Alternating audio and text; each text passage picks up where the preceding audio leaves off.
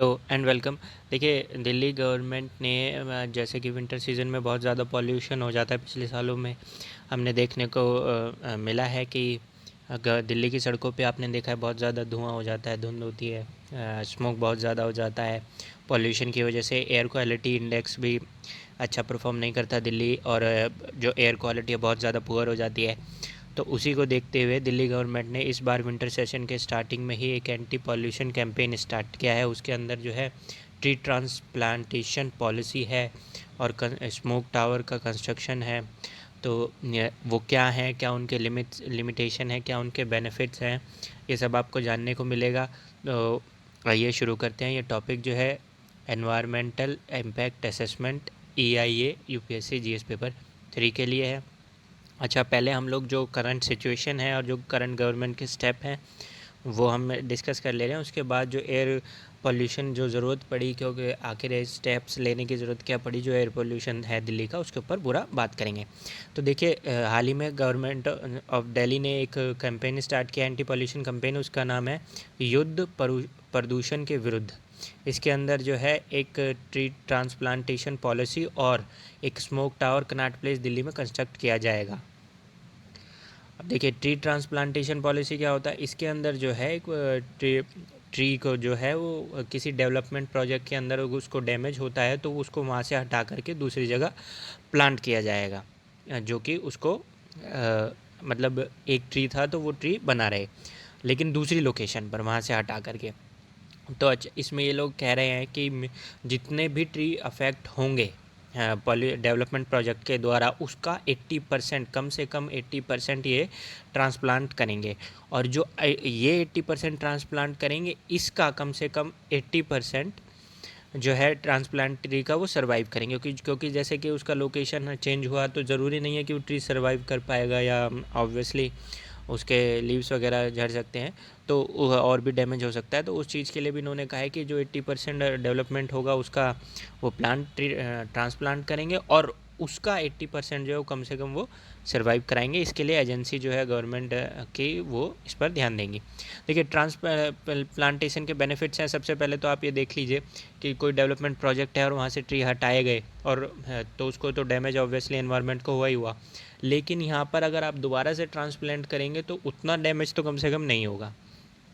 Plus दूसरा यह है, देखिए, जो कुछ स्पीसीज़ हैं और कुछ ट्रांसप्लांटेशन की वजह से वो बच सकते हैं। प्लस इसके अंदर ये आता है, देखिए, बहुत सारे ट्रीज़ जो हैं वो काफ़ी साल पुराने हैं, तो एक हेरिटेज और सिंबॉलिक जो है ट्रीज़ को प्रिजर्व करने का भी देखा जाएगा। अब इसका लिमिटेशन पे आते हैं। देखिए, ये दिल्ली गवर्नमेंट बोल रहा है कि हम 80% कर देंगे मिनिमम, और उससे ज़्यादा भी कर सकते हैं, लेकिन ग्लोबली और साइंटिफिकली तो इनका सक्सेस रेट ट्रांसप्लांटेशन का सिर्फ 50% होता है। कि जो ट्रांसप्लांटेशन जो ट्री किया जाता है वो 50% ये है कि अगर 2 किए हैं ट्रांसप्लांट तो एक सर्वाइव करेगा, और 100 किए हैं तो 50 सर्वाइव करेंगे। तो इनका सर्वाइवल रेट कम है, क्योंकि ये सब देखिए वहाँ की मिट्टी कैसी है, मिट्टी का नेचर कैसा है, सॉइल नेचर कैसा है, ये सब देखना होता है, उसके ऊपर वो डिपेंड करता है। प्लस ये एक्सपेंसिव बहुत है। एक ट्री को ट्रांसप्लांट करने के लिए कम से कम अराउंड अंदाजन 1 लाख का खर्चा रहता है। अब आते हैं हम लोग स्मोक टावर पे। देखिए, एक स्मोक टावर जो है वो मेगा एयर प्यूरीफायर होता है, काफ़ी एयर प्यूरीफायर होता है, लेकिन एक बहुत बड़ी फॉर्म में होता है। तो ये जो है ये कनॉट प्लेस में जो लगाया गया है, ये देखिए, दिल्ली गवर्नमेंट ने अपने आप नहीं लगाया है। दिल्ली गवर्नमेंट को नवंबर 2019 में सुप्रीम कोर्ट ने कहा था, और सेंट्रल पॉल्यूशन कंट्रोल बोर्ड को कहा था कि आप स्मोक टावर इंस्टॉल कीजिए।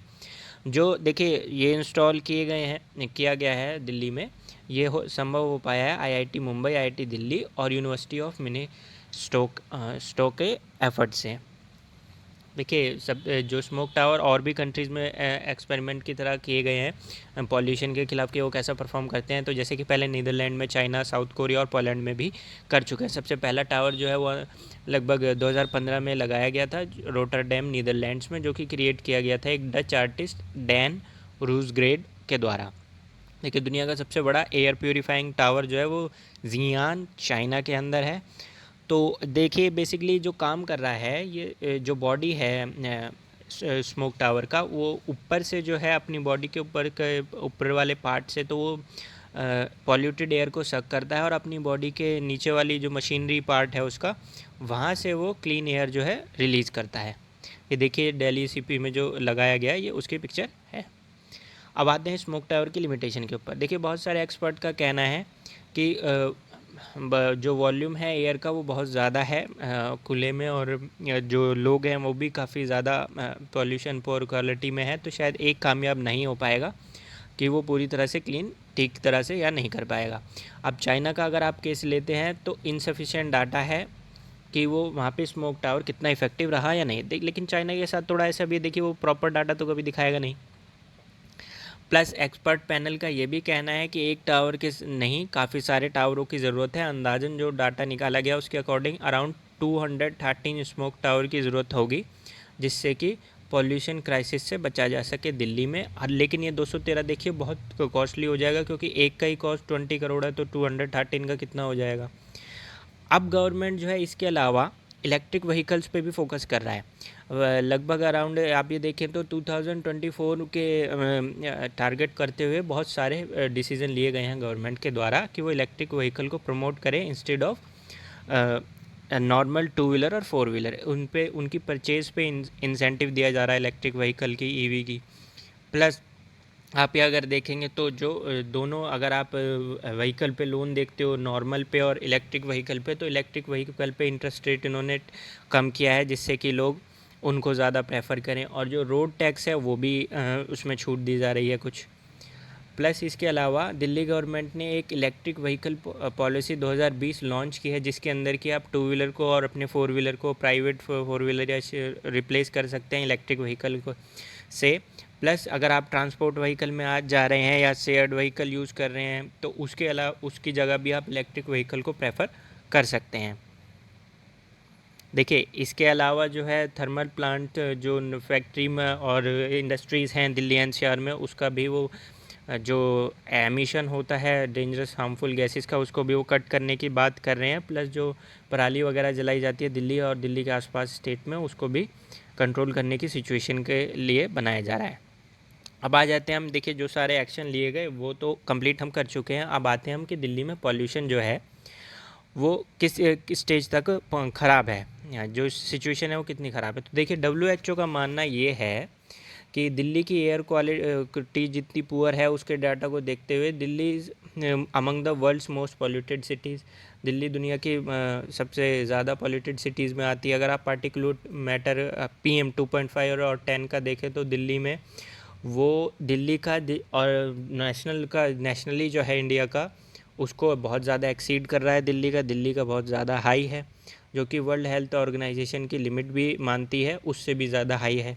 तो दिल्ली को अगर PM 2.5 कंट्रोल में करना है तो उसके अंदर उसको कम से कम 65% रिडक्शन करना होगा। दिल्ली की टॉक्सिक एयर के अंदर अगर आप देखेंगे तो जो गैसेस हैं वो, उसमें सल्फ़र डाइऑक्साइड और नाइट्रोजन डाइऑक्साइड बहुत ज़्यादा हाई डोसेज में है, जो कि अगर कंपेयर करें अदर लोकेशन में तो वहाँ पर इतना नहीं है। प्लस इंडिया में और ख़ासकर दिल्ली में इस मंथ और इस पीरियड के अराउंड में जो है विंड बहुत कम चलता है, तो जो पॉल्यूशन के पॉल्यूटेंट हैं वो भी ज़्यादा सर्वाइव कर पाते हैं। देखिए इसको लेकर के अर्थ साइंसेज ने एक रिपोर्ट पब्लिश की थी अक्टूबर 2018 में, मिनिस्ट्री ऑफ अर्थ साइंसेज ने। उसमें ये बताया गया था कि ऑलमोस्ट 41% जो है पॉल्यूशन वो व्हीकुलर एमिशन से हो रहा है, 21.5% जो है वो डस्ट की वजह से हो रहा है, और अलग 18% जो है वो इंडस्ट्री की वजह से हो रहा है। इसके अलावा जो 25% यानी कि ऑलमोस्ट 1/4 जो है वो तो सिर्फ व्हीकल की टेस्टिंग की वजह से ही हो रहा है। अगर WHO के डेटा के अनुसार जाएं तो अकॉर्डिंग टू WHO उनका कहना ये है कि इंडिया का जो वर्ल्ड्स हाईएस्ट डेथ रेट है, यानी कि दुनिया का जो सबसे हाईएस्ट मृत्यु दर है वो भारत का है। जिससे किस चीज़ को लेकर के हाईएस्ट मृत्यु दर किस चीज़ को लेकर के है, क्रोनिक रेस्पिरेटरी डिसीज़ और अस्थमा, यानी कि अस्थमा और जो लंग्स की डिसीज़ होती है सांस के लेकर के, वो सबसे ज़्यादा इंडिया में होता है, यहाँ का मृत्यु दर ज़्यादा हाई है। और अगर आप देखें तो जो एनवायरनमेंट को इफ़ेक्ट हो रहा है एयर पोल्यूशन की वजह से, विजिबिलिटी दिल्ली में आपने देखा है कितना कम हो जाता है, एसिड रेन हो रहा है, और जो हमारा एटमॉस्फेयर का ट्रोपोस्फेरिक लेवल है वहाँ पे ओजोन भी फॉर्म हो रहा है। तो अभी हम सब कुछ कंप्लीट लगभग कर चुके हैं। अब आते हैं कि जो पॉसिबल रीज़न है पुअर एयर क्वालिटी की वजह से वो क्या है। देखिए, एक तो पराली जलाना मेन पर है, और व्हीकल एमिशन जो है ये भी मेन पर है, प्लस जो पॉपुलेशन बहुत ज़्यादा है कंजेस्टेड एरिया में, तो वो बहुत, देखिए एसी, रेफ्रिजरेटर, और जितने ज़्यादा लोग जो है, जितने कंजेस्टेड एरिया में होंगे तो दिल्ली की पॉपुलेशन भी बहुत हाई है, तो उस वजह से वो ज़्यादा ही इन चीज़ों को, व्हीकल को प्लस मशीनरी को यूज़ करता है, जो एनवायरनमेंट के लिए हार्मफुल होता है। कंस्ट्रक्शन एक्टिविटी दिल्ली एनसीआर में, जो मेट्रो सिटीज़ हैं इंडिया में, वहाँ बहुत ज़्यादा होता है।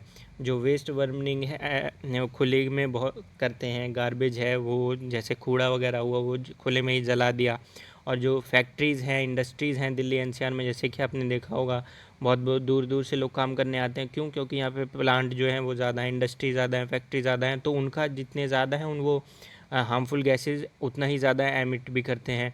प्लस डीजल जनरेटर आपने कई बार आपको नॉर्मल लाइफ में भी देखने को मिला होगा, वो कितना ज़्यादा धुआं वगैरह फेंकते हैं, तो उस वजह से वो भी बहुत ज़्यादा पॉल्यूशन करते हैं। प्लस जो गल्फ़ कंट्रीज़ हैं उनका रेत जो है, डस्ट जो है उनका बहुत ज़्यादा आता है, तो वो भी एक रीज़न है। तो आई होप इस वीडियो में आपको कुछ जानने को मिला होगा। ये है एंड इस वीडियो का। तो मिलते हैं आपसे नेक्स्ट वीडियो में। और गाइज़, अगर आपको वीडियो अच्छा लगा हो तो चैनल ज़रूर सब्सक्राइब करें और शेयर करें। और अगर आपको जीएस नोट्स या डेली करंट अफेयर्स चाहिए तो हमारी वेबसाइट www.planetgk.in को